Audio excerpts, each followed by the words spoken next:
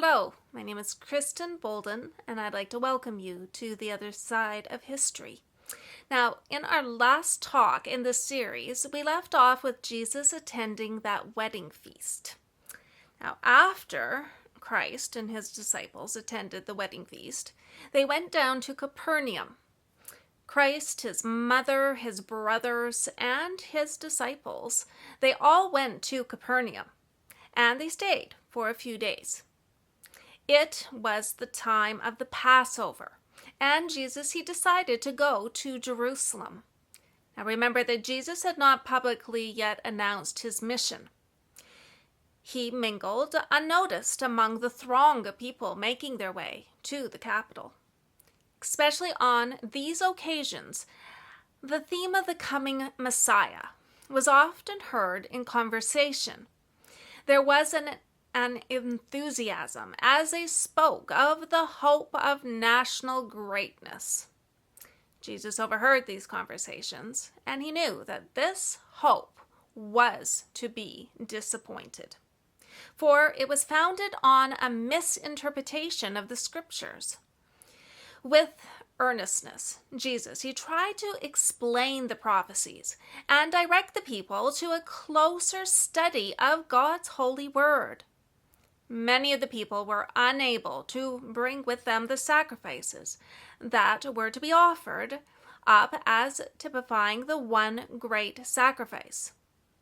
For the convenience of these people, animals, they were bought and sold in the outer court of the temple. All classes of people were there able to buy their offerings. All foreign money was exchanged for the coin of the sanctuary. Every Jew was required to pay a yearly half shekel as a ransom for his soul. And this money that was collected was used for the support of the temple. There were also large sums that were brought as freewill offerings that were also deposited into the temple treasury. The money changing gave opportunity for fraud and extortion, and it had grown into a disgraceful traffic. But all of this was a very lucrative revenue for the priests. The dealers demanded exorbitant prices for the animals that were sold, and they shared the profits with the priests and the rulers, who enriched themselves at the expense of the people. The only time that Jesus used force during his ministry was in driving the money changers out of the temple. Now, the half shekel was a coin of pure silver. It was also the only coin around that was without the face of the pagan emperor. The priests made the people believe that this was the only coin that was acceptable to God. The half shekel coin was not plentiful. The money changers cornered the market on them and then raised the price to whatever market the market would bear. The money changers were making huge profits because they held a virtual monopoly on the money. The Jews, they had to pay whatever they demanded. The worshippers had been taught to believe that if they did not offer sacrifice, the blessing of God would not rest upon their children and on their lands. As a result, a high price for the animals was able to be made. For after traveling so far, the people would not return to their homes without performing the act of devotion for which they had come. A great number of sacrifices were offered at the time of the Passover, and the sales at the temple were also very great. There was much confusion that was created by this noisy cattle market, and the sacredness of the temple of God was destroyed. There was heard sharp bargaining, the lowing of cattle, the bleating of sheep, and the cooing of doves, mingled with the clinking of coin and angry disputation. So great was the confusion that the worshippers in the temple, they were disturbed. And the words addressed to the Most High, they were drowned in the uproar that invaded the temple. Of course, all of this totally violated the sanctity of God's house of worship.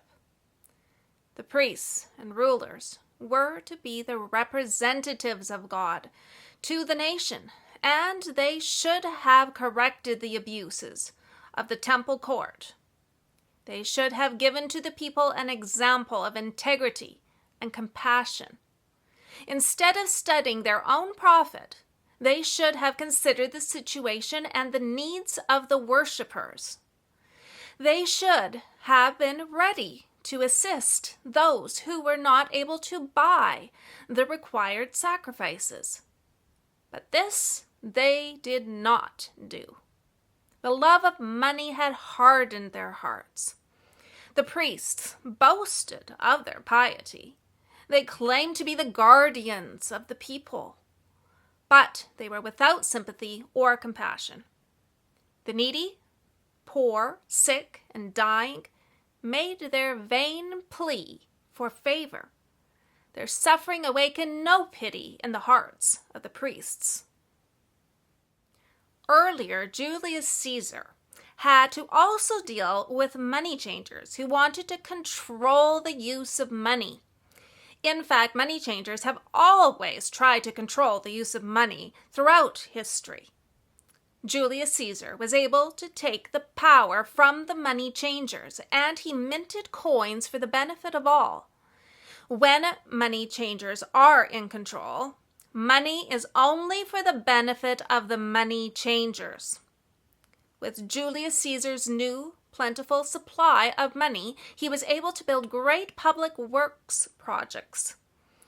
By making money plentiful, Caesar earned the love of the common man. But of course, the money changers hated him. It has been said that this was an important factor in Julius Caesar's assassination. It was played out what money changers are able to do to a society. Because after the death of Julius Caesar, there was a removal of the plentiful supply of money in Rome. The increase of taxes and corruption followed. Finally, usury, the lending of money at unreasonably high rates of interest, and also debased coin became the rule. Eventually, the Roman money supply was reduced by 90%. As a result, the common people, they lost their lands and homes. With the demise of plentiful money, the masses lost confidence in the government, and they refused to support it. As time went by, Rome eventually plunged into the gloom of the Dark Ages, where the money changers were very active. In England, they manipulated the entire English economy. This is a bit of a detour in our talk, but for those of you who live in the United States of America, more than once the money changers have been removed from the U.S. However, today, the money changers have such a monopoly in the United States and the world that there truly is no solution for the world's money problems. President Jackson lived in Tennessee at his house called the Hermitage, and he managed to deal with the private central bank, the money changers, so well that it said that it took 77 years to totally undo the damage. However, let's get back to our talk of Christ overthrowing the money changers in the temple. Jesus saw that something had to be done. With searching gaze, he took in the scene before him as he stood upon the steps of the temple court. With prophetic eye, he looked into the future and saw not only years but centuries and ages.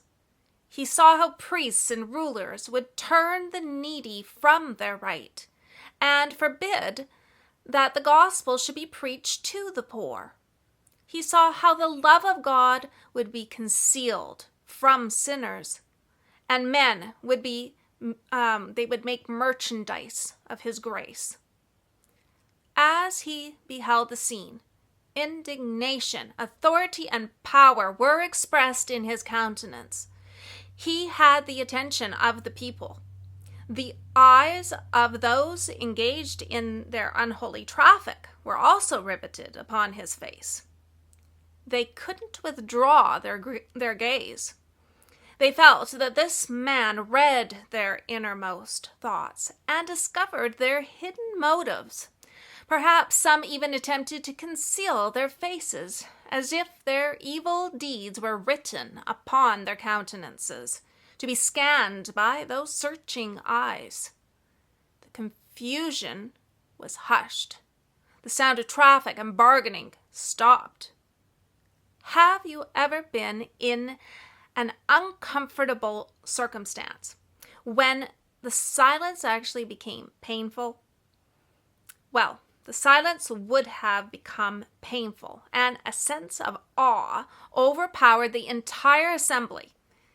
It is as if they were arraigned before the tribunal of God to answer for their deeds.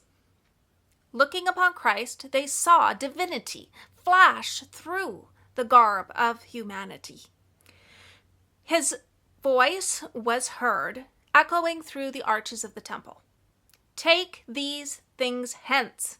Make not my Father's house a house of merchandise.